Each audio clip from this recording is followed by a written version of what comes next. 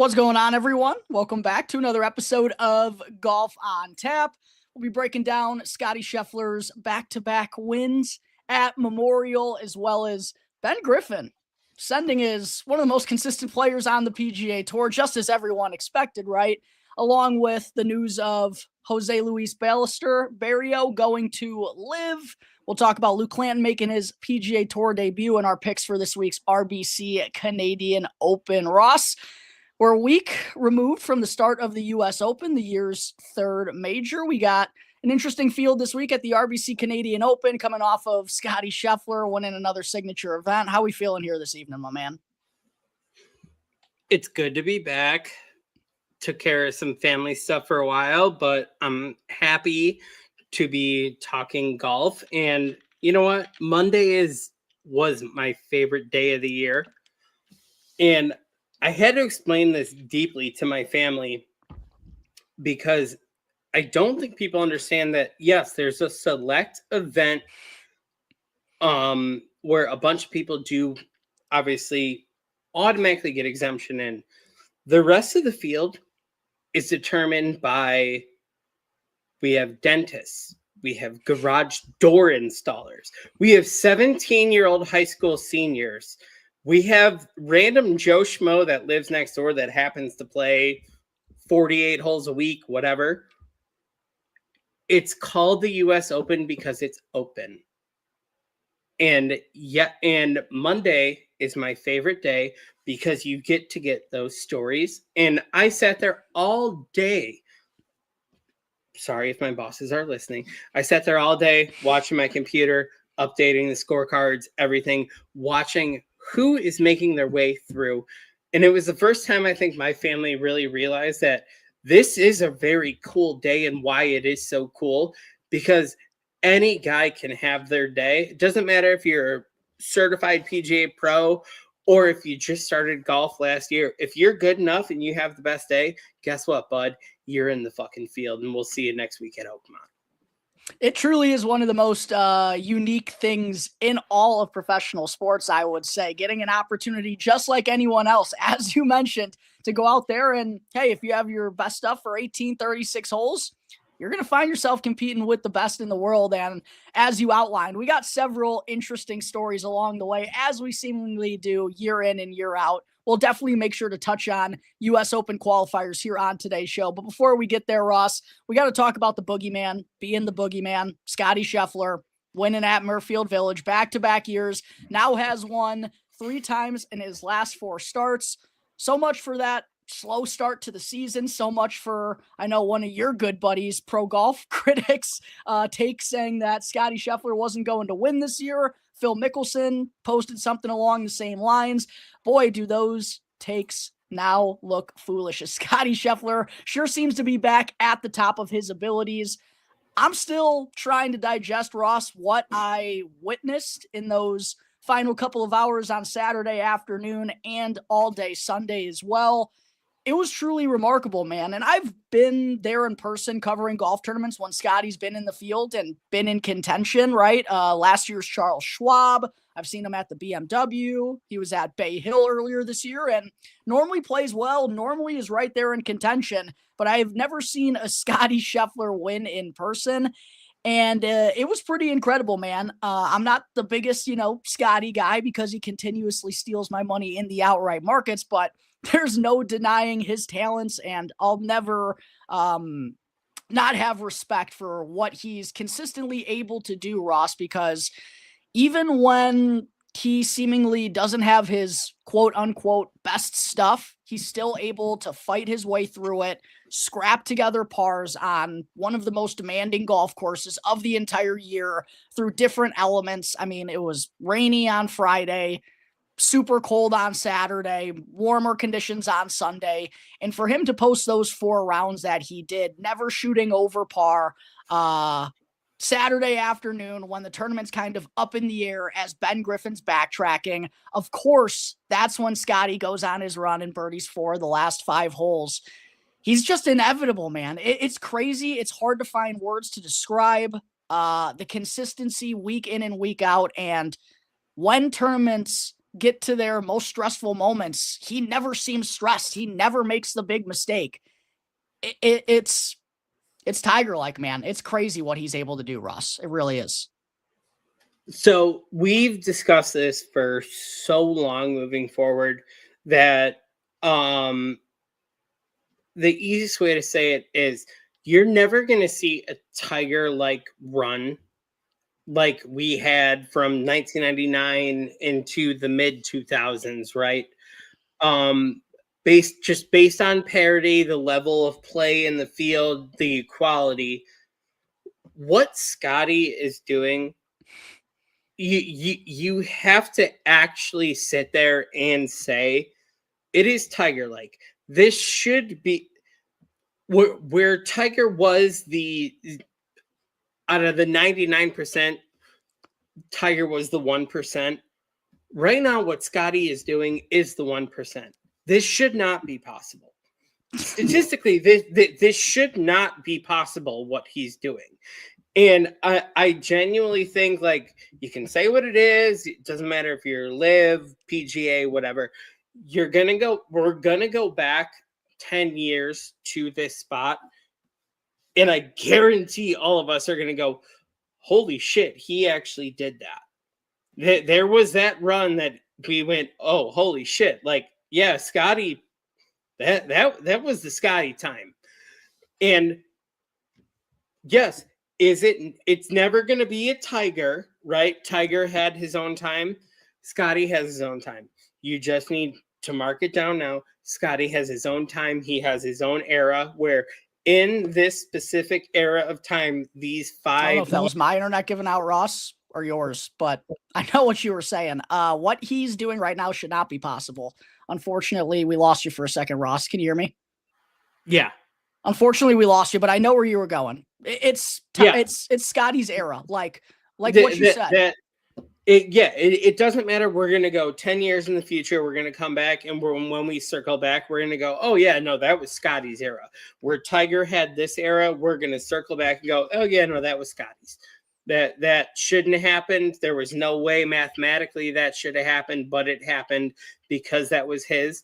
And the way we can solidify it is if you actually go to the GOAT himself, his tournament. Seb Straka is a nice player. You know, Ben Griffin's a nice player. Nick Taylor's a nice player.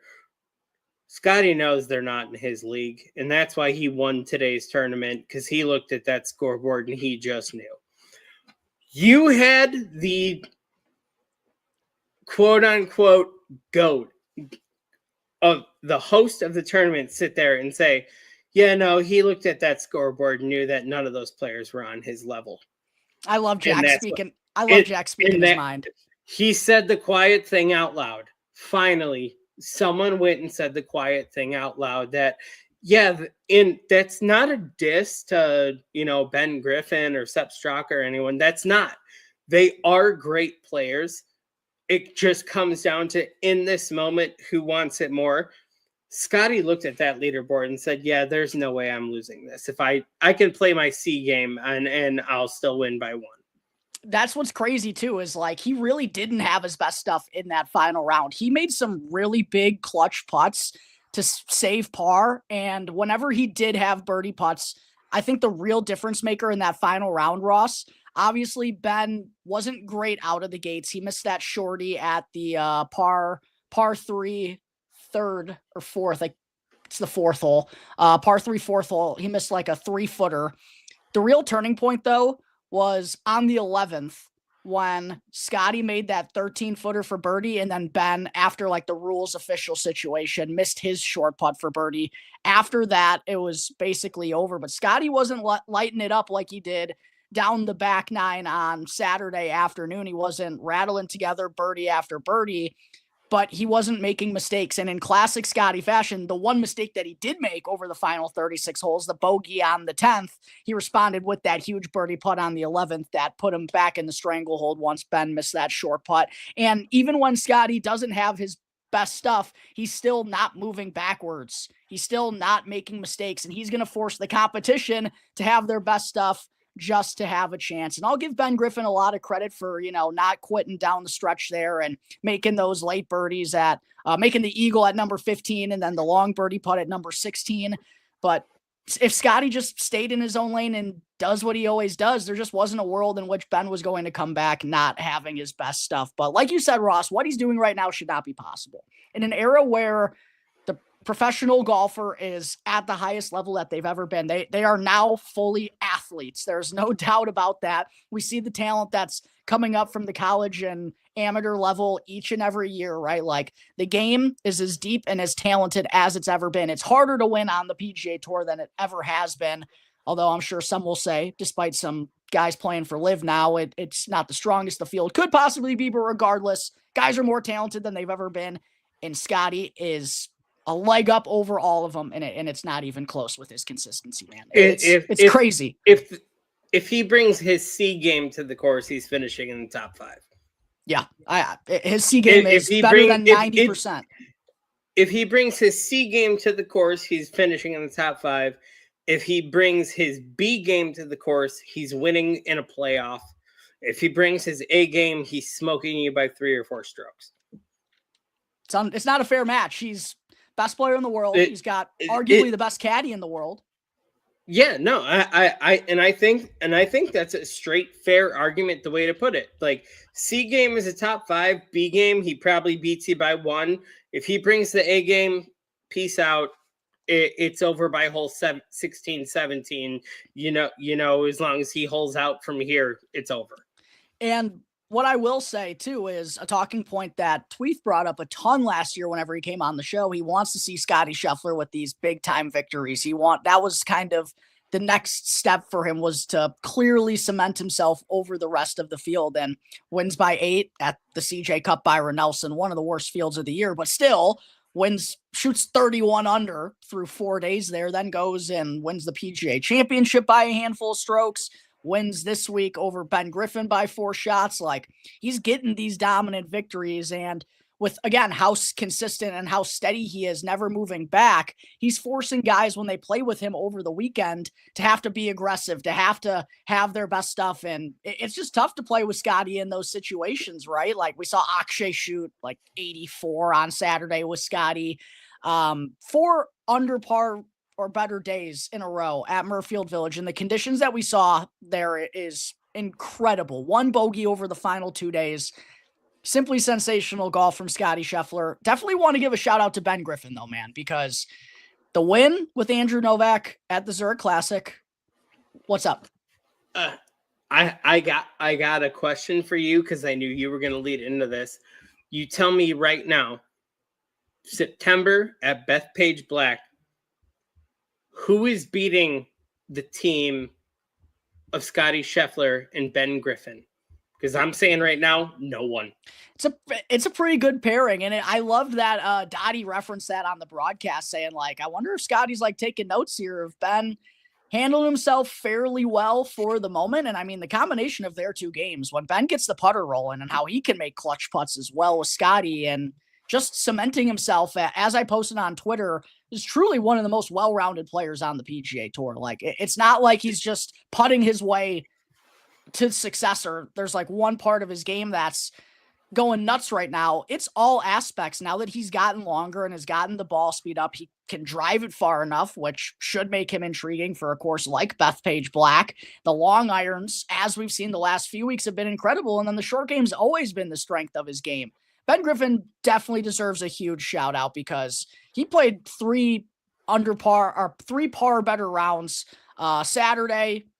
Obviously moved backward, but still was able to shoot even par, and then gave it a good run on Sunday. Like, better than most people have down the stretch against Scottie in some situations. So BG, I mean, deserves respect, and he should be on that Ryder Cup team. No doubt. Like, there's a lot of guys I'm taking BG. That's what I was waiting for, because that back half of the team right now is still sitting wide open. I wanted your opinion. Right now, if you had to do gun to the head, are you putting Ben Griffin on the Ryder Cup team for the way that he is playing? I was going to say yes, I am. 1,000%. He gives me that Keegan vibe of, if you put me on that stage and you put me in that moment, I'll give you everything I have, and I'm okay with that. But I'm also at the same time still putting Keegan in there and saying, Keegan, you better hold yourself in that realm until that last goddamn minute. I wish Keegan would have given it a better fight on Sunday for me. Incredible finish to his Saturday round to kind of get himself back in contention. But BG, I'm taking over most guys who are currently in contention for this back half of this Ryder Cup team. Like, I'm taking Ben. I don't care about Brian Harman. Like, I'm not taking Brian Harman again unless he wins again. I'm not taking JJ Spawn unless he wins. I'm taking BG over Mav McNeely. Like, I'm taking BG over most of these guys in contention. I'm definitely taking BG over Novak. He's shown more dog in those situations than Novak has. He's making a damn good case for himself. And especially now that he has the driving distance, Ross, like, legitimately a better course fit for Bethpage now. And let's be honest, with the Aviators, everything, he's just a right-handed Phil Mickelson. The Aviators is a wild look, I will say. Like, with a guy like Ben Griffin, it's utterly hilarious. I love it. Like, I'm here for it. I think it's super funny though. Yeah, no, I have him in the squad right now. I think when you're going into captain's picks, everything, I think you have to tab him and just, hey, yep. At this point, yeah. You got the dog. I like dogs. I'm bringing dogs to Bethpage. Growing dog as well, like getting himself in more opportunities and playing better. Yeah, as of right now, for sure, to me, he's on. But I'm definitely still concerned about the back half of this United States team. Like, I'm not like feeling great about it with Ben Griffin on the squad, but he's playing better than most guys in contention right now. There's something I like about all the consecutive weeks he played prior to the Masters. Also, just keep going and going and going. I like that part of a dog.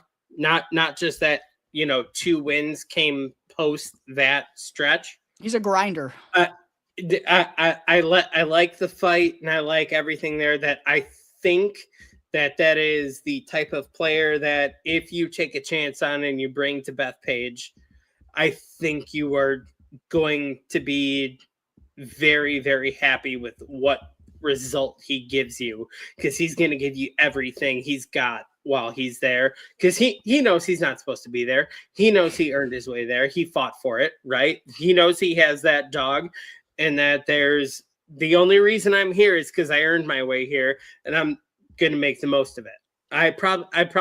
He knows realistically, I probably won't make another one of these. This is probably a one and done for me opportunity. And that's why I think that he fits that Keegan mold of being on the team, that this is the guy you want for the one and done, that this guy's going to give you fucking everything he's got. I agree. I'm really curious to see how he's going to continue to play in this like back half of the season before they Aviators and all would be quite a sight at Bethpage Black. Can't see past my shades. Bethpage Benny, let's make it happen. Just looking at it now, random thought. I hope this guy doesn't play well in the second half of the season, even though he's starting to turn around. I'll be genuinely pissed if they take Sam Burns again. Genuinely pissed. Scottie Scheffler's boy, they never play well together. He played like shit in the last Ryder Cup. He's 24th in the standings right now, so he definitely has some ways to go. But out of anyone who made the Ryder Cup team over Keegan last time, Sam Burns was the one who made me the angriest before even the results, and then he played horrible. Him and Scottie Scheffler were crying as they got waxed. Yeah, and I'll be completely honest that was my biggest criticism that you and I have known for a while now, is Sam Burns was only on that team both President's Cup and Ryder Cup 2 times, was to be paired with Scottie, and it was because that they won the doubles in college together, and we would try to rekindle that magic. Yeah. Guess what? We're 0 for 2, possibly even 0 for 3 if you go back through the records. Now on that experiment, Sam Burns, very good, talented player. Sam Burns needs to outright fucking earn this if you're going to bring him back again. Yeah. And I don't mean captain's pick. I mean, Sam, I need you to win like 3 of the next fucking 8 events and outright solidify yourself in a top 6 to be on this team. I don't trust him whatsoever. I don't trust, like, I'm a big data guy, and looking at his numbers, like, it's all putting right now. I have no faith in him. But anyways, other guys that we have to shout out as well from the Memorial before we get into some other topics quickly. Want to give a shout out to Sepp Straka, who just continues to be one of the most consistent players on the PGA Tour this year. Obviously already has 2 victories, had a top 5 in his previous start at Murfield Village, finished T3 this year. Sepp just continues to prove that he's rising into this upper echelon of one of the best players on the PGA Tour at this point, Ross. I was going to say, can you name the 4 players that have 2 or more victories on tour this year? It's a wild bunch. Yeah, it's BG, it's Sepp, it's Rory and Scottie, right? Yeah. Yeah, I mean, what a crew. For real. But no, like, Sepp, dude, his iron play, he's not the longest player on tour, but his tee to green game is really consistent, hits a lot of fairways, and when you get him on bent grass greens, he can just absolutely light it up. But big shout out to Sepp Straka, T3, another good performance, as he's been doing in, like, all signature events or basically any start he's had this year. The guy's been a top 10 machine. Also wanted to give a shout out to Nick Taylor on a golf course that really shouldn't suit his game whatsoever, as a guy that doesn't drive the ball a long way, just has infinite dog, makes clutch pars all the time. Didn't have his best stuff on the weekend, but still hung around. Like, Saturday was super impressive. Jars it from the middle of fairway on 14, then makes birdie on 15 the next hole. He was 5 over through 13 and didn't have it for shit, and was able to salvage it and still get in the penultimate pairing. Obviously, we're coming to the Canadian Open this week. It's where Nick Taylor made that historic 72-foot eagle putt to defeat Tommy Fleetwood in a playoff, who I had Tommy outright that year, man. I've sworn Tommy off ever since then. I think I've bet him twice in 2 years since. I was going to say, I'm glad you brought up Nick Taylor, because the funniest thing is that I was not paying attention. My 5-year-old is paying attention. And then they show Nick Taylor hitting his approach.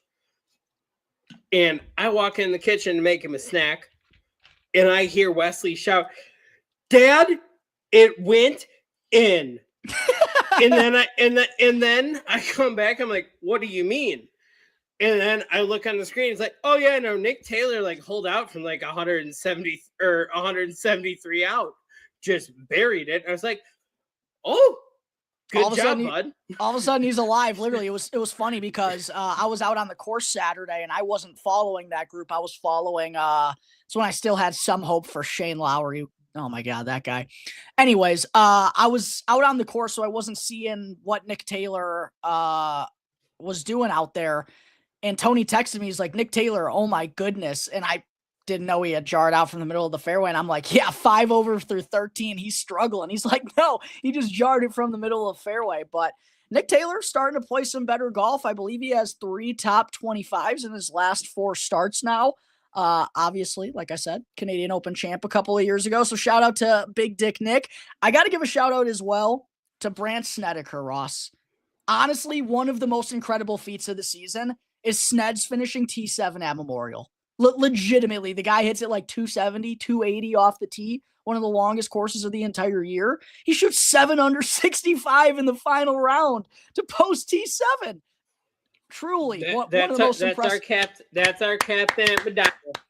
Honestly, if I were to write up a list of probably even top 5 most impressive things this year, that's undoubtedly, to me, more impressive than Scottie winning the CJ Cup Byron Nelson. Is Brandt Snedeker T7ing at Memorial, like one of the top 5 most impressive things I've seen of the entire season. Shout out to my guy Sneds, who I actually got let down by in one of my Super Bowl parlays, Ross. I forget who scored the first touchdown in the Super Bowl, but I had it parlayed with Brandt Snedeker top 40, and Sneds finished like T65. But shout out to my guy Sneds for a top 10 at Jack's place. Like, what the hell just happened? We're just going to throw it out there.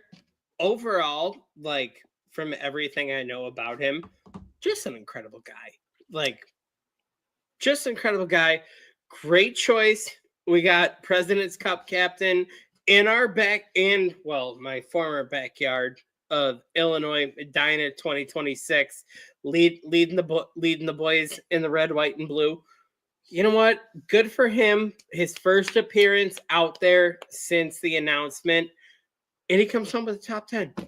Fuck yeah, dude. Let's go. Heck of a payday for old Brandt Snedeker. Someone who also finished top 7. Curious your thoughts on this, Ross, because this was something that I saw that was debated a little bit on golf Twitter. Ricky Fowler with a T7 at the Memorial has now qualified for the Open Championship. But of course, how did he get that spot at the Memorial? Through a sponsor's exemption.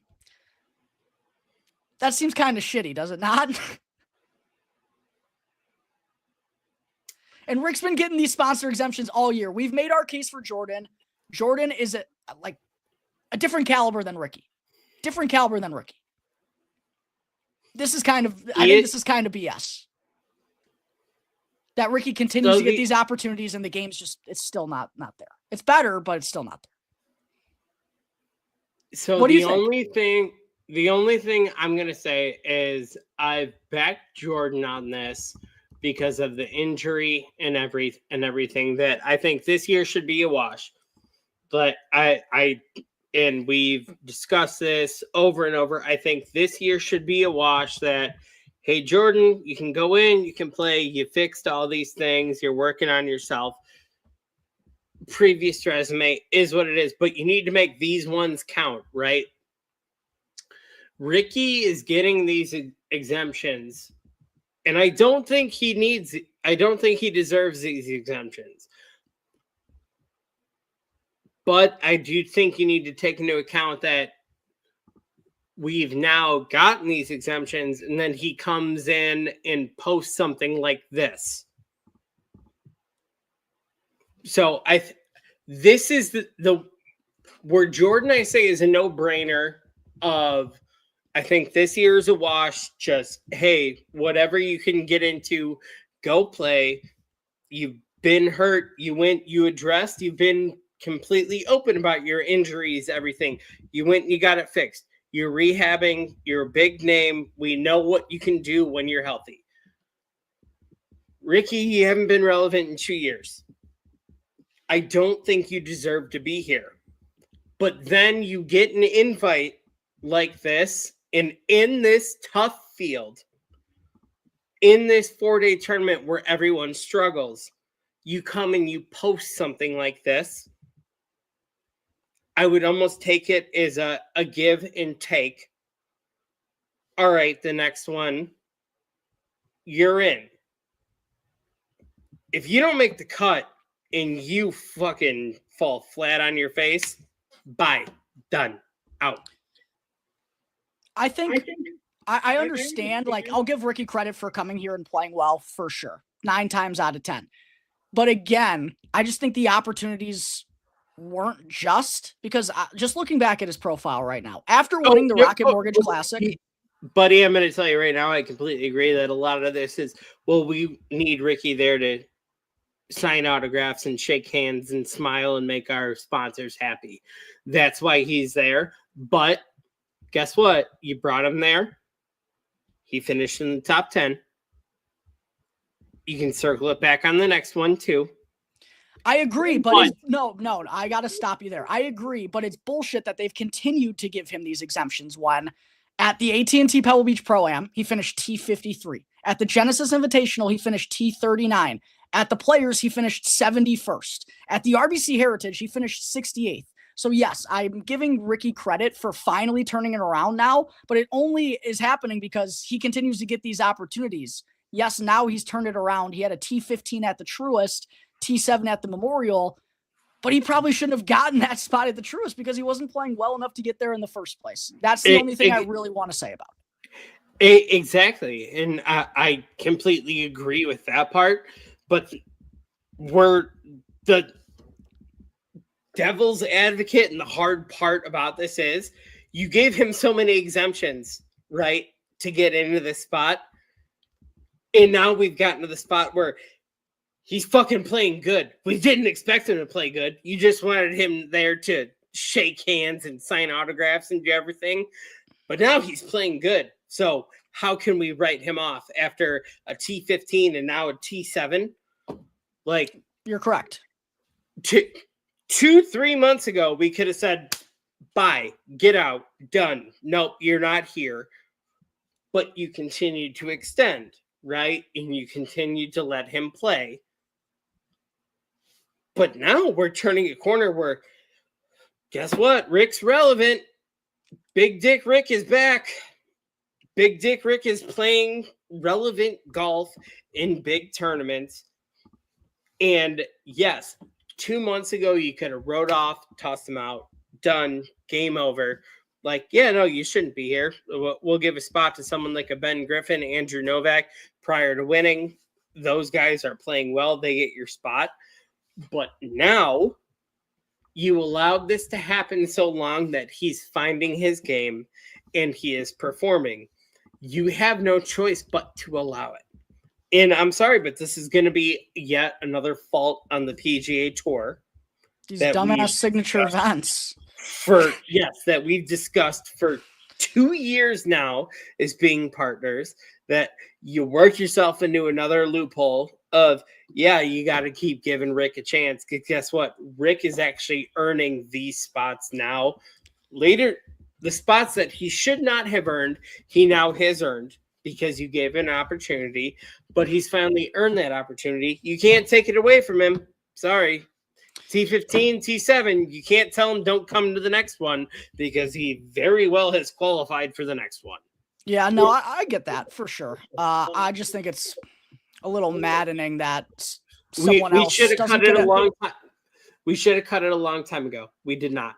We did not. We let it keep going and going, and now we've worked into a range where, yeah, well, now you just got to let him keep moving forward because guess what? He's actually playing good.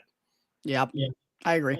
But I know there was something you in particular wanted to talk about on tonight's show involving Jose Luis Ballester, who has now officially signed with LIV.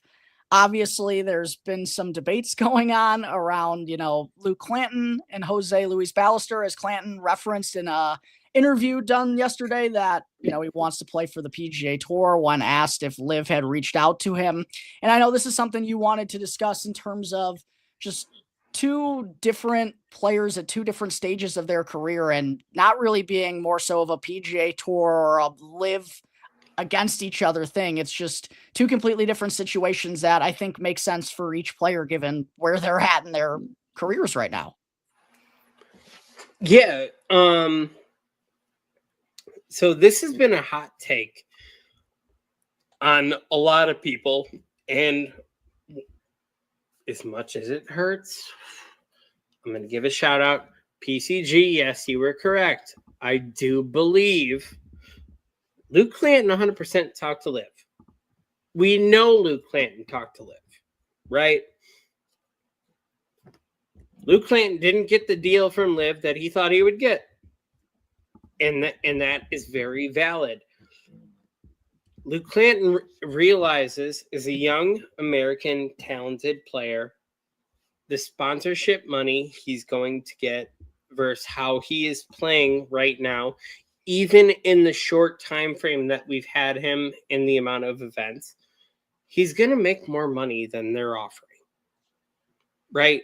He's probably going to get, honestly, if you consider the Nike deal that he already has signed now, since earning his tour card, he's probably getting more money from that alone than LIV was going to offer him to play for the next season. Because we already know LIV is not going to give a bunch of upfront money nor long-term money. It's going to become contract-based, right? Year by year, we're going to rediscuss, and here we'll pay this year, this next year, whatever. It's like a contract, like every other sport. You earn bonuses, incentives along the way.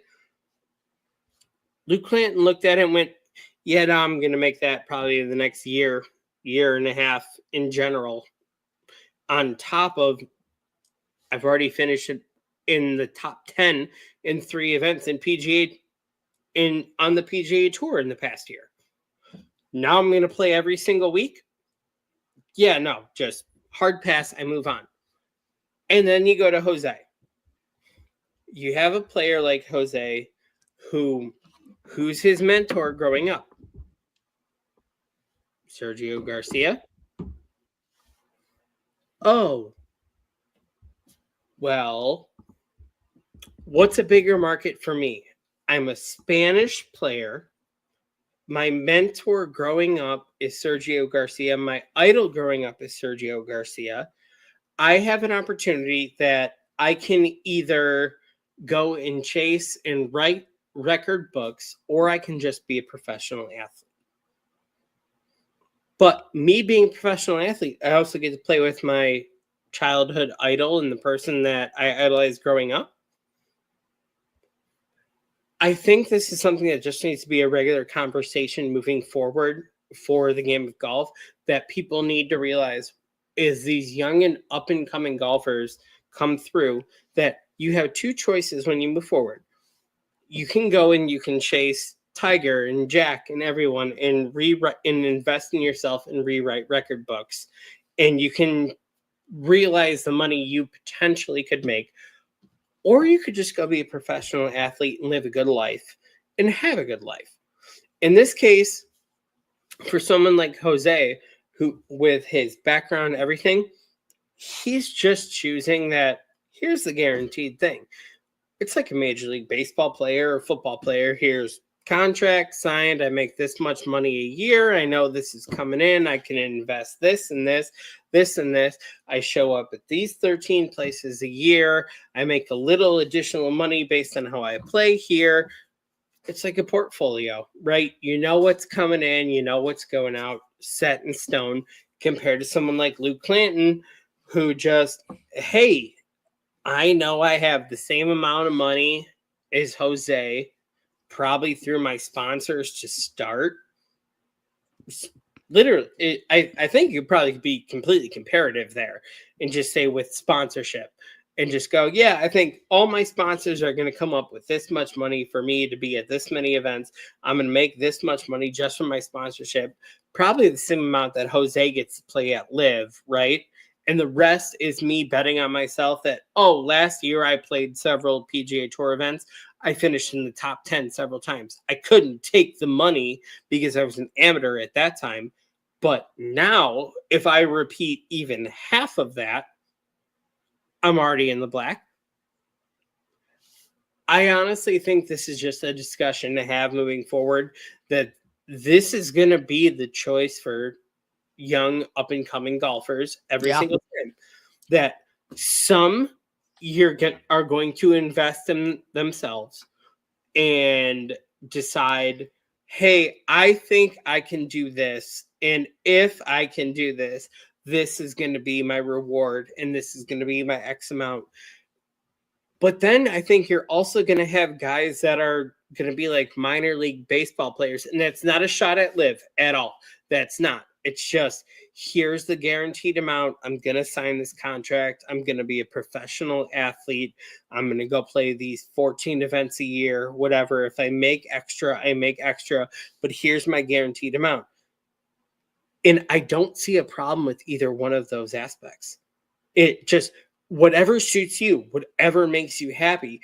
I just think that we need to start realizing that these young up and coming college kids are going to be forced with a choice, and we're going to pick one or the other. I can bet on myself. I can take nothing. I can go and I can earn it, or I can just go, hey, my mom and dad put me through school, everything. I got this deal from LIV. They're going to pay me $3 million over the next 3 years, whatever. But that's going to repay everything my parents ever did for me. And that's okay for me. I think that's fine too. And I think we need to drop the bullshit of, oh, you guys suck because we got him on LIV and, oh, he went to PGA. No, I think you just need to realize that there are two different leagues for professional golf in two different routes, and players are just going to start taking that. And I think that's completely fair, and it just falls into the realm of it's up to the player what they want to do. Yeah, I think it's a compelling choice for both sides. And I'm obviously not someone who really cares about LIV. I don't tune in. I don't think it's a really intriguing platform. But for these young kids who are coming out of college golf, I completely understand why they would go that route, because you do get the guaranteed money up front. And if you really do believe in yourself, like, I know obviously there are complications in getting this deal done, but there are still going to be opportunities for you to play in, obviously not the Memorial, obviously not the Wells Fargo, but you're still likely going to have an opportunity if you're good enough to find yourself in a spot where you can play in those major championships one day down the road. And also for a guy like Jose to go under Sergio's wing, to go under, learn around a guy like John Rahm, like, that's a very compelling thing for a young player to go and do, especially for someone who is now getting all this money thrown at them up front, and that can help in a multitude of different ways. Like, they're both compelling choices, and they're both going to suit different types of players, right? Obviously. And I think Luke Clanton is just in the more sustainable situation on the PGA Tour to go and have success there right now, because he's obviously gone and posted high-end results in multiple PGA Tour events. And you can clearly see how the PGA Tour feels about Luke Clanton based on just the sheer number of posts that they have around him these last couple of days. Like, they're really banking that he can be their next superstar, and they can feel that way because they've already seen Luke Clanton contend on this type of scene before. Obviously, he just had a dominant collegiate career as well. And also, he just, in kind of a Scottie Scheffler fashion, like, seems like a really well-molded kid who grew up with a good family alongside him, has a lot of stability. Like, there's a lot of reasons for the PGA Tour to feel confident in pumping out a kid like Luke Clanton as their next future star. And then you go in addition to him having the Nike deal, right? Like, there's a lot of reasons for him to feel confident that he's going to be making plenty of money in his PGA Tour career while also still having the guaranteed opportunities. And he mentioned playing against the top players on the PGA Tour is something that's important to him as well. So, like, he's just more set up to do well in this position right here, right now. I think, honestly, Ross, like, both decisions fit both players best, I believe. Well, think of it this way. If you go off the recent reports of how LIV have been addressing their contracts, that next year everyone is up for contracts and renewals, right? And they're not going to be paying upfront like they did before. So think of it this way, that if LIV offered Luke Clanton $3 million to play the back half of their season, well, Luke Clanton's now sponsored by Nike. How much is Nike paying him, right? Luke Clanton played several events last year, finished in the top 10 of 3 of them. Add up what those paychecks are. How close are we to $3 million off that alone? Right. Right? And that's three events plus your sponsorship, plus the sponsorships we don't know about because you are this new up-and-coming big market player that's being marketed so highly by the PGA Tour. I'm thinking that you probably went higher and said, oh, you offered me 3, let's start at 6. And then LIV probably goes, nah. I honestly don't even think Luke Clanton really considered it. I honestly don't even think it was a money thing for Clanton. I just think he's just in a better position here. They probably offered him better money, but there's no reason for him to go. He's in a good spot to be the PGA Tour's next star. Exactly. I think he entertained to be a businessman, like anyone would. As everyone should. Hey, what are you guys gonna offer? I think they probably gave a fair offer, and I think he went and said, "No, if I believe in myself between my sponsorships and everything that I have going on and the way I've been playing, I will make more money than that on this route than yours. Thank you for your time, but no." I completely agree. And I think that's completely fair. And I think that should be the one thing that's addressed is I guarantee you, he listened to PIF. I guarantee you PIF came up and gave him an offer. He probably listened and sat there and went, no, honestly, thank you for your time. But for where I am right now, I think this one makes more sense. And I think just leaning into Nike, his recent competition and how he's played, he just knows starting this week at RBC through the rest of the summer, yeah, I'm going to make more money just if I keep doing what I'm doing in the way I've played for the past 18 months. And out of those two, Luke just is the closer of the two to be at that caliber. We know Jose can absolutely smash the golf ball, but we just haven't seen the well-rounded game come to the forefront like we have for a young player like Luke Clanton. So I think this decision makes a lot of sense for Jose. And one thing I want to add as well, Ross, especially for these international players, market. And not only that, but I think for these international players too, the opportunity to go and establish a clique, I do believe like playing for a team is a little bit more intriguing for internationals, because one thing that I don't think gets talked about a ton, and something that actually Robert McIntyre mentioned last year when it was his first year on the PGA Tour, like it can get lonely. It can be tough. It can be difficult as a young player, right? And having that opportunity as Luis to go and be around Sergio Garcia and learn from some of these great Spaniards. He's still a young man, still has plenty of time to develop his game. If he's truly as good as he believes he can be, as the golf world believes he can be, he's still going to have plenty of time to show that. Like, it's a fine decision for him. I really believe that. Exactly. And I think if you just go off his resume and where he comes from, how he was built up, who his idols are, internationally, the market that LIV has internationally, I think that's the perfect market for him. I think that will be so supportive for him and his game moving forward, where I think it just made sense that, first of all, you think of it this way, is when, based on his age, when he's growing up, Sergio Garcia is the Michael Jordan, right? Jon Rahm ends up being the LeBron. He has an opportunity to just go and play with the both of them. Right. Internationally, all over the world. They're both his heritage. They're both his idols. They're both very close to him. I think it's just better for him and his brand to go do something like that. I don't think it has to be this big overarching hierarchy discussion of, oh, he chose LIV over PGA. No, I think he did the right thing for him. I think him going over international, overseas, and playing in the market that LIV has is way better for him, his talents, and his game to be a better recognized player for how talented he is.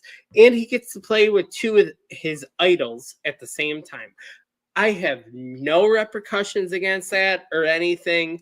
I think that's a perfect move for him. I think the two of them, you take them, they're 1A, 1B is two of the most talented players to come out of this class. One went one way, one went the other, and I think it couldn't have went better for either one. That was the main discussion I thought that we should have tonight. I think they did it correctly.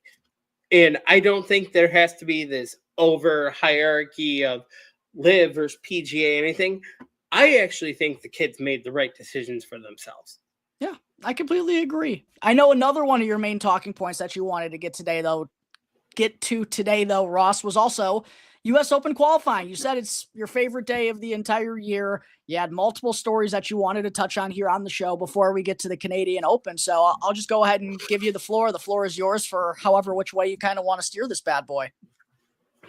So we're just going to start this off with RIP to Nick Barrett. That's a toughie, man. The UPS driver. Shout out to the UPS driver for doing those routes every single day and being a scratch on top of it. Shot one over on Monday in round one, well in contention for the 7 spots available at his qualifier. And you know what Nick did? Nick went out and he celebrated with his dad and his family for a few minutes after his round one, and Nick lost track of time. Nick did not turn his scorecard in time, and unfortunately was disqualified from round 2. That is one of the worst beats I've ever heard of all time. That's worse than Homo's beat. Yeah. Honestly, that I'm gonna let you know that Mama on my end, I called Mama and told her about it, and Mama responded with so much for growing the game. Ugh. Max, That those are the stories that everybody loves, and how you let that happen. And I said he did it to himself, but rules are rules. You had to turn your card in a specific amount of time. Nick went out to lunch with his dad following his round, found out he still had his scorecard in his back pocket. He went to turn it in, and the officials told him, I'm sorry, but the groups behind you have already turned in their card. It technically counts as a DNF. Yeah, that is absolutely brutal. On the positive side, we got some cooler stories from guys who actually qualified for this year's U.S. Open, and a 17-year-old, Mason Howell, making it through to the U.S. Open, as well as Matt Vogt, who was a dentist. I think those were probably the two craziest stories that got heard worldwide. Okay, so one of them I'm gonna humble a little bit for Uncle Tweeth, because Uncle Tweeth did some deep diving on him. But the first one, Mason Howell. Do you know Mason Howell has a scholarship to the University of Georgia? Do you know when that starts? When? Fall 2026. Mason Howell is only a junior in high school and has made the U.S. Open this year. He's still got to go do his senior year of high school. That's crazy. What did he shoot? Do you know what he shot? He shot 16 under. Yeah, I knew it was low.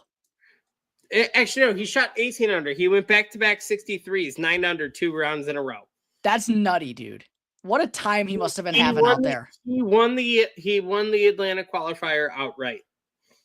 As a 17-year-old junior, recently turned 17. He's going to enter his senior year of high school in August. He will not be attending the University of Georgia until fall 2026. So he's our number one. Our second one is the dentist, Matt Vogt. We're going to be the podcast that goes out and calls it out. He's a dental influencer. He's not a dentist. I did see that from Tweeth. He's like, oh no, I'm fully out on this guy. He's a dentfluencer. Yes. Yes. Have you seen any like TikTok videos or anything? I haven't seen any. Are they brutal? We've gone through. We've checked the LinkedIn's, everything. He's been the chief smile maker in Indianapolis for 7 years, but for the past 4, he's been the influencer that tells people how to run their own dental business. So we have a dental influencer. I don't know how much time we actually spend in-house a week. So that can be up for debate. We were gonna have to check the dental school background before we go ahead and give him the official dentist label. He's a dentfluencer at this point. He's a dentist. I don't know how much work we're actually doing a week. I think that needs to be brought to light before we truly recognize. And shout out to Uncle Tweeth for bringing that news to light, because I do think that is important in knowing. Tweeth is the type of sicko that would go and look at Matt Vogt's LinkedIn. That is the type of sick deep digging that Tweeth Mitchell will do. But also the fact that they're gonna celebrate. Oh, he's a dentist and he used to be a caddy at Oakmont. And then Tweeth goes from his LinkedIn. It looks like this guy hasn't worked on an actual mouth in 6 years. I'm just saying, don't call him a dentist. If Tweeth will find a reason to poo-poo on you, he will find it. 100%. He is that man, and I appreciate him for that. And I was just saying, why do you think he's a reoccurring friend of the program? Because if there is something out there that can be brought to light, Tweeth will find it, and we will report on it every single time. That is very true. But the list of noteworthy qualifiers that I wanted to just quickly shout out here for the guys that made it through, in addition to Mason Howell, as you said, shooting back-to-back 63s to reach 18 under, and the dentfluencer, Matt Vogt. I saw Eric Van Rooyen absolutely lit it up in his qualifier, so shout out to my boy, EVR. Bud Cauley, who I've bet on a handful of times here in the early portion of the season, wasn't able to make a lick of putts at Murfield Village when I bet on him, but did good enough to get himself through the U.S. Open. Will Chandler, I wanted to give a shout out to as well. Obviously, Monday qualified for the Waste Management Phoenix Open earlier in the season. He wound up qualifying into the U.S. Open. Jackson Koiven is another noteworthy amateur that found out. R.I.P. Jim Knaus. That's tough. Big Dick Vic Perez. That was a tough miss, bud. Sorry. Shout out Ryan French. Sorry. I know that was a tough one for you. We got Chris You're not Goddard. Big time though. Not big time. You're not big time. Definitely not. Chris Goddard made it through. Mark Hubbard, Thorborn Olesen, and then Cameron Young, who we give a lot of flack to on this show. We give him a lot of grief. I think he's one of the most boring people of all time, and I don't know why he signed up for TGL. But I'll give Cam Young some credit. He's kind of finding it a little bit here lately. Gets through in the 5-for-1 playoff after no one wanted to make a birdie putt there late. Of course, everyone else has to gag it for Cam Young to finally do his thing, but, at least he did it.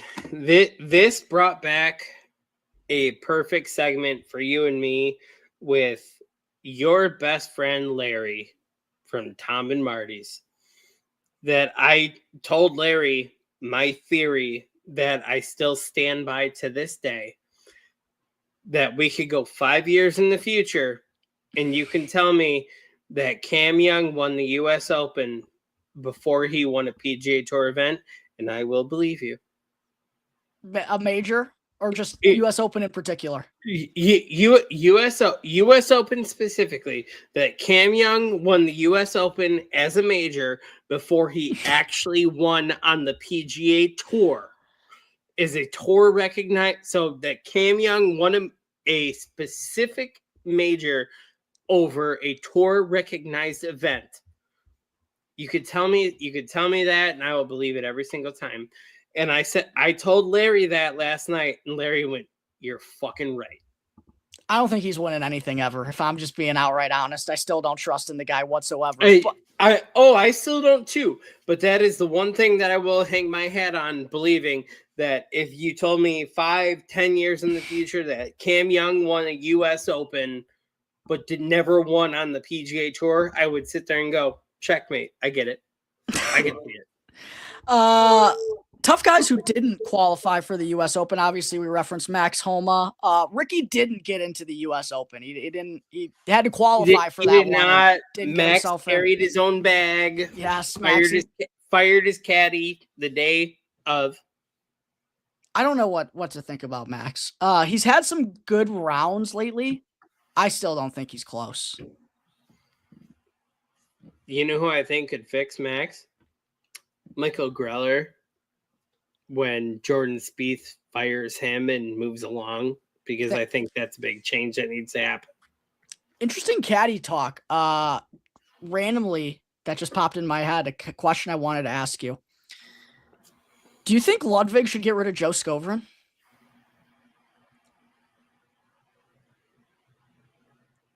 If I was Ludwig, I'd go get JJ Jakovic. Now that he's not with Colin. What is Skovron ever? He's been with Ricky. Ricky never won anything. I almost feel like this is that opportunity where it all should go for full circle and they all rotate. Where if you think about it, Jordan's done everything at this point, right?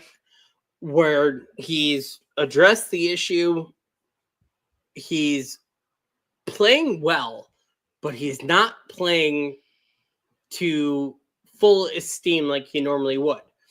And I think it's a familiarity that Greller is still on his bag. And I think that's the comfortability that needs to be switched, if that makes sense. No, totally. That just, hey, you fixed everything else. And there's moments of brilliance and your game is right there, but you need to change and have that uncomfortability and that reset somewhere else. And let's be honest, if he fires Greller, they're still going to be friends. Greller's going to be on a top bag in a week. Like, it's not like Greller's going to be unemployed. It's not like if you and me split up as partners on a show, like, we'll still be friends. Whether you have another podcast host the next week, whatever, we'll still be friends. We'll talk. Like, just we all move on, right? Greller will be on the top bag the week after. But I this is one thing I've wanted to bring up and address. Like, is it time after over a decade? Like, maybe you guys just need to this way. You know, Greller goes and carries Max, right? Maybe Spieth takes on JJ. And just fresh start. Hey, we're all friends. We're all still around each other all the time, whatever. But fresh ear, right? Fresh voice in the ear. Yeah, no, I think that could be good for Jordan, just because I do wonder if there's like I wonder if Michael has let Jordan get too comfortable pulling off shots that he just has no business hitting out there on the golf course. I do. That's what I'm getting towards is, hey, maybe at some point, I know you're my best friend and you have my best interest. Maybe I don't need that right now. Maybe I need someone to tell me, Jordan, tuck it in, stop.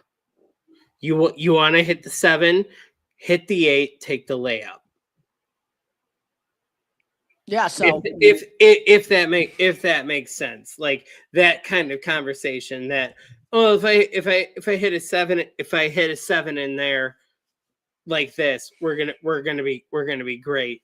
No, hit the 8, and if at worst you have a chip, and you with how you are with your game around the green, you can probably chip it in. Yeah, like, no, I agree. Leave us with that. I agree. I do wonder if we're trending towards that, if Jordan goes the rest of the season without getting a win. I know it's that first year coming back from the surgery, right? But still, the last, 7 years of his career have been vastly underwhelming, you would say? I just wonder if he could think about going in a different avenue. I'm just going to think of it this way. Stevie Williams and Tiger broke up. It happens to everybody. Bill broke up, right? There's nothing. There's an end of the road, and we go a different route. That's the biggest question I've been asking is like, hey, maybe is it time the two of them? Greller can jump on Max's bag in a week, and Max is probably fucking fixed before you know it. I think he might need more than that, but I do wonder what's going to happen with Max Homa and his caddy, because he needs someone to help stabilize him for sure. Yeah, oh yeah. But we're now already an hour into this bad boy, Ross. We still got to get to the Canadian Open. You got any? Wasn't sure if you made any on X. You got any bets in this week for the Canadian Open, Ross? Or you got any players that intrigue you at this point? You might throw a wager on. Where you at this week, my friend? So I'm writing off basically everything at the top of the board, because I think this is gonna end up like a Bobby Mack from last year, deep down.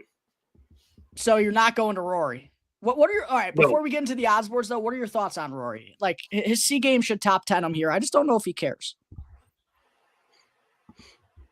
So this is one thing that I had a discussion with CP about, that I don't know if professional golf is ready for this next stage of Rory, where guess what? Every box is checked, right? I can check out if I want. Yeah. And guess what? You can't be mad about it. Did I check every box you wanted me to check? Yes. Yes, I did. Have I been a pawn for everyone for the PGA Tour for the past 3 years? Yes. Yes, I have. Which is why he didn't do media for 4 days at PGA. I don't have a problem with it. I don't have to talk to you. I've talked to you almost every single day for 5.5 years. is the lead pawn for the PGA Tour. I checked off the last box. I hit elite company. I don't know if everyone is ready for the I play when I play, I talk when I talk, I win when I win, Rory. Because we're not used to that. Because we're used to happy-go-lucky, I'll do everything to make everyone happy. But guess what? He's fulfilled everything on his chart, right? In his lifetime achievements, it's done. I don't think people are ready for him to just be like, yeah, I'm good. Yeah. Maybe next time. Yeah, I don't really have a problem with anything that Rory's done since winning the green jacket. I do think it was pretty soft for him not to talk at Quail Hollow, but I don't have a problem with it. Like, I think it was kind of pussy, but I don't have a problem with it. Yeah, but also like, but it's the same thing. Did I think it was kind of a pussy move? Yeah, of course. But also at the same time, do I have a super problem with it? No. He can do what he wants. He's Rory McIlroy. At this point, you are this generation's Tiger Woods until Scottie takes over and surpasses that. Yeah, you can kind of do as you want and please moving forward, because you've already given so much that, yeah, I talk when I talk, I play when I play, I win when I win. You'll hear from me when you hear from me. And honestly, I'm actually almost kind of proud of that if that's the route Rory wants to take after being on the forefront so long, if he suddenly just cut and dry goes I talk when I feel like talking. I'm okay with that. That's actually kind of real fucking cool that someone can just do the mic drop so hard. Like, yeah, I'll talk to you when I feel like talking to you. He's definitely earned that right. I'm not going to be going to him at plus 450. I think he's just here to fine tune his game before the U.S. Open. Majors are all that really he's got to care about at this stage. Could he win? Yeah, like I said, against this field, like his C game probably top 10s him here. But I'm not going to be going to him at plus 450. Are you going to anyone under? I mean, it's kind of like there's 6 guys here under 40 to 1, and then there's like the rest of the field. Are you going to anyone at the top of the board, Ross, or no? No. Just a pass? Honestly, yeah. The one that drives me nuts is like Taylor Pendrith, but that's just the Canadian thing. And and that's no offense to our Canadian friends, but like Taylor's been bet so fucking far down just because it's a home event. Like, I'm sorry, but no. Like, if I had Taylor out there in a home event at like 60 to 80, you could talk me into it. Yeah, like every dog has their day on home turf, right? When he's sitting in the 25, 28, nope. Yeah. Nope. I'm out on that as well. Even if he does set up well on this course for a guy who hits it a long way. 28 even Bobby Mack is a repeat. Bobby Mack is out there at like 28, 30. Yeah. Nope. Yeah, I'm out on that as well. I'm not there with Bob Mack. I'm not there with Sam Burns, I mentioned earlier. The two that I really contemplated between this range, Corey Connors, 20 to 1. I just ultimately, though, don't know if he has the dog to actually get it done on the back 9 of his Canadian Open, his home event. I do think this is like an easy print top 20 for Corey Connors, though, with the way he strikes the golf ball. I'm being stupid, Ross. I went back to Shane Lowry. I got him with a boost, 30 to 1. The way that he was first in the field last week with his irons, I don't feel great about it, admittedly.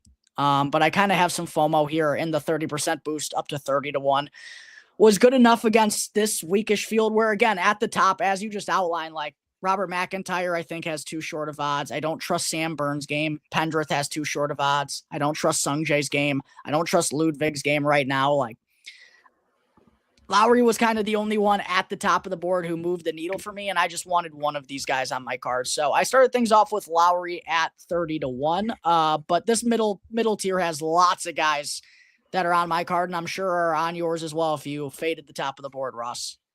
So I'm going to be completely honest. I completely agree with you that I have not touched the top of the board yet. The key word there is yet. If I'm going to touch the top of the board, it's going to be Shane. And the only reason I'd be touching Shane is because this is kind of the setup that I like leading into the Open next month. That I think this might be where we pick up steam, because I do have a ticket on Shane future at the Open. Okay. Both of these next major venues should suit him well. He blew the 6 or 5 shot lead at Oakmont when Dustin won last time we were there, and then obviously won at Royal Portrush. So yeah. So I have not officially touched that, but if I touch the top of the board, it's probably going to be Shane. I'm looking right now. I still see him at 25, so that's a fair number. Yeah, I agree. It was between Connors and Lowry for me at the top of the board. This middle tier was interesting to me. I went with Nick Taylor, 45-1. I do think the golf course is a little bit too long for him, but I thought about that last week at Murfield Village, and this field is definitely not as talented. I talked earlier, 3 top 20s in his last 4 starts. There's one Canadian I believe who can win this event. It's Nick Taylor, not only because he's already done it, but because he's like the one who legitimately has the dog. So I went back to Taylor at 45. I also went to Keith at 50-1, Ross. I don't know if I don't trust him whatsoever down the stretch on Sunday. This is a great golf course for Keith to just go and grip it and rip it out there. If it's ever going to happen, it's going to be at one of these bad boys. I'm in at 50. I'm stupid though. You're not stupid, because I'm the one that's stupid, because at the same number, just sitting there going off of everything that's happened, you know what? Fuck it. We're making our professional debut. You're taking Clan. It's a really good course for him. Legitimately, if this was not his first PGA Tour start, I'd consider it, because it sets up perfectly for him. It's just the moment is the only reason I'm not on it. That's legit.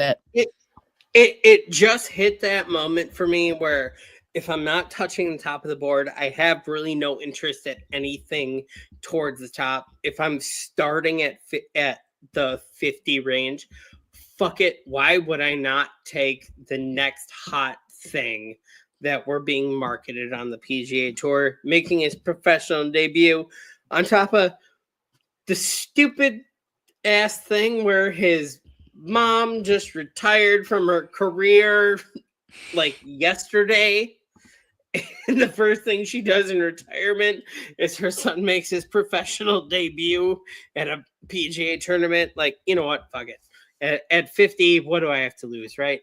Yeah, it's a fine number. Kid's got the game. Also in this middle tier, a little further down though, I got Kurt Kitayama at 70. He's kind of finding it a little bit. Long golf course should suit his game as well. I went with him, and then I went with Chris Gotterup, man, who qualified for the U.S. Open this past week, has been contended inside the top 20 very, very consistently. Chrissy G, I'm in it. Low-key been watching him for a very long time, especially the opposite field events. Multiple times I've almost bet him in the opposite field events, and every single time I've left him off, he's ended up with like a top 5 in the oppo fields. He's been crushing it lately. Hits the golf ball a mile. Like, you know me, I'm a big stats guy. He's my favorite stat guy of the entire week. Out of anyone on the board, my favorite bet of the week is Chris Gotterup. I got him at 75-1 at Bet365, but I mean, I think anything above 60 on Gotterup's a really good number. Who else you got in this range though?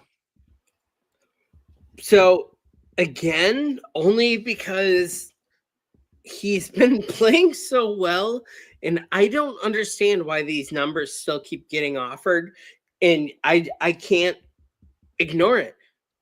I have Justin Rose out there at 75. Yeah, I thought about it, and I should probably hit up Joey Ricotta, as he's the resident Justin Rose whisperer around here. Whenever he bets on Rosie, the guy's seemingly in contention. Two rounds at the Memorial, he was incredible, like among the best players in the field. And then legitimately the other 2 rounds, he was like the worst guy in the field. Which Justin Rose are we going to get this week? I don't know, but 75-1 is definitely not a bad number in this field. And he's someone who has, I know this course is different than a lot of the setups historically for this event, but has a really good history up in Canada. Yeah, I don't know. There's just something about the way he's playing. Like, why would we not? Yeah, I completely understand it. Who else you got? Are you looking at?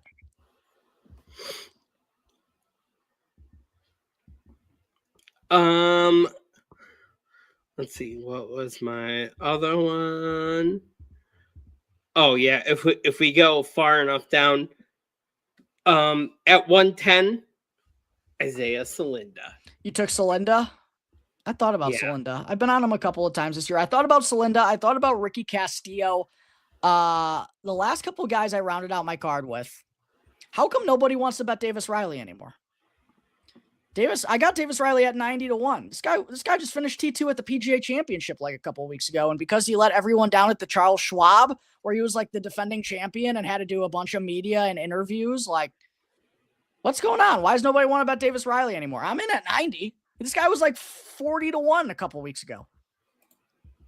So I'm in on Riley. I'm also, hate to say it, I'm in on Scumbag Taylor Moore at 85-1 as well.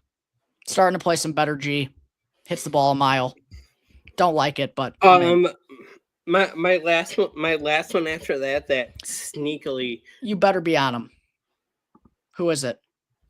Sneakily been playing really, really well, getting better and better. I do have Koala Carl. Oh, it's not a bad pick. That's a good pick. I was really hoping though you were gonna say my boy Toasty. I'm betting Toasty 200-1. I didn't even go that far down yet. Dude, okay, hold on. Let me give you the reason for betting Toasty. If you want to sprinkle like $1 or $2 on him, let me give you the reason for the Toasty pitch. It's not only because he hits the golf ball a mile. Hold on. Let me pull up my model here real quick. But his around the green has come a long way. Where's this Canadian Open model? Still can't putt, which is kind of a problem. I do worry about Toasty in that department a little bit. Where is this? He's 21st in my model this week among all players in the field. He's 200-1. So I think that's noteworthy in and alone of itself. But he's gained around the green, Ross, in 5 consecutive events. And all of them have been for at least 1 stroke. Like, not only can he just bomb it now, he actually has somewhat of an around the green game. The irons have been semi-decent. He's got 3 top 12 finishes since the beginning of April. 200-1 in this week of a field. Alejandro Toasty. Do I worry he's going to take himself out of it on Sunday? 100%. I just thought that was a crazy number personally. Oh, he's already down to 120 on my end. Do you have Bet365? Do you know? Nope. I don't know if New York, how that works. But Toasty's 11th off the tee, 10th around the green, 5th in tee to green over the past 24 rounds, 9th in birdie or better, 12th in driving distance. I just think he should be a little bit shorter than that. But that's really all I got this week. I didn't find myself going too deep down the board. All right, this is going to be a spur of the moment, live in the moment. Hit me. Tell me why in the Canadian Open should I be able to get Adam Hadwin at 12-1 for a top 10? That's a good price. I'd much rather bet that than his outright. Much rather. This is a tough golf course for Hadwin. He doesn't hit it very far, but his outright is 170-1. His top 10 is 12. I think the best bet for Adam Hadwin is to be celebrating with another Canadian on the 18th green, because I don't think he's the one to do it. I do like the top 10 though. I'm just saying there's a top 10 here for 12-1, and I'm going. I'm gonna peek at that until tomorrow morning. I wouldn't blame you. David Ford 300-1. Obviously, like Luke Clanton, he's the one who's getting all the attention. David Ford is here, and so is Gordon Sargent. Gordon Sargent is like 300-1. He's 500-1. Obviously, neither of those guys have the experience or the pedigree on the PGA Tour that Luke Clanton did as an amateur. But I'm gonna give you one tidbit of advice. Maybe don't even touch the 500-1 because Gordon Sargent did pull out from the Monday qualifying after 18 holes when he was 12 shots off the lead after round 1. Oh, That's tough. Hate to hear that for the boy. Actually, no. Let me double check. Yeah, no. I sent this to Tweet because this was our early giggle. On the par 70, Gordon Sargent shot an 80 in round 1 and withdrew after round 1. Didn't even want to go to round 2 because he knew he was that far out of it. That is a tough scene. And he played in the. Thank you, Danny. And no, he did play in the Ontario Open in Canada. Who was that? Sorry. Gordon played in the Ontario Open in Canada. He pulled out after round 1 after firing off an 80. So Gordon's continuing.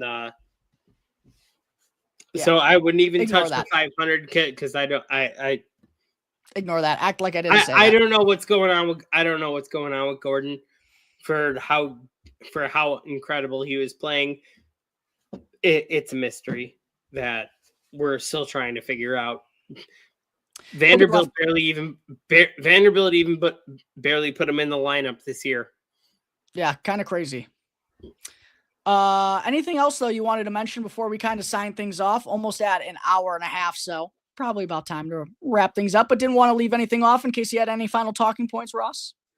You think we touch on it all?